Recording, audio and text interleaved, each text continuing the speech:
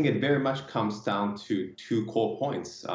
Since Crimea in 2014, there's been an increased pressure that European countries essentially increase their military spending given the increased threat perception of Russia. And of course, over the past couple of years, we've seen this increased call by Trump for European countries to increase their essential burden sharing within NATO.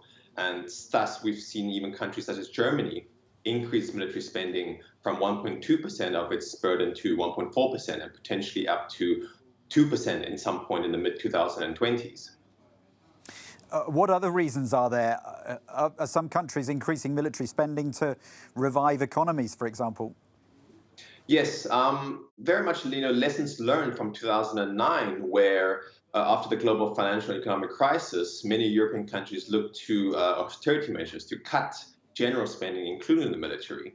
And of course, 2020 with COVID-19 pandemic, there have been calls from numerous political leaders, including Josep Borrell, which have cautioned against this decrease in military spending, because what they've seen was that essentially in 2020, countries have only recently just reached their 2009 levels. And so something to take into account when you look at future spending.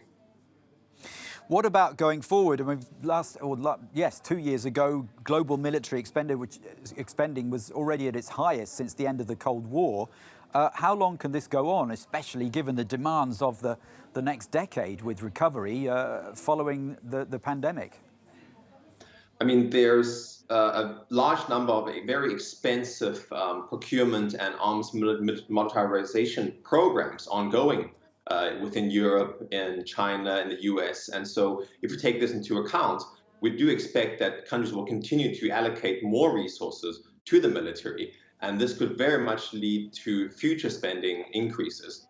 But of course, the greater impact of the pandemic on military spending might only be seen in a year or two's time, as just as 2009, we might see a lag in the country's decisions to reallocate resources away from the military, if that is the case.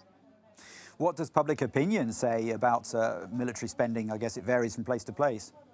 Yes, there are lots of civil society groups that have historically questioned the need to have high military spending, and they've of course pushing for countries to divert military spending away from spending away from the military to post-pandemic economic recovery spending, such as healthcare, such as infrastructure, and of course the call for instead of having military security, but rather human security. And so this debate will very much continue to be heard and seen in the coming years.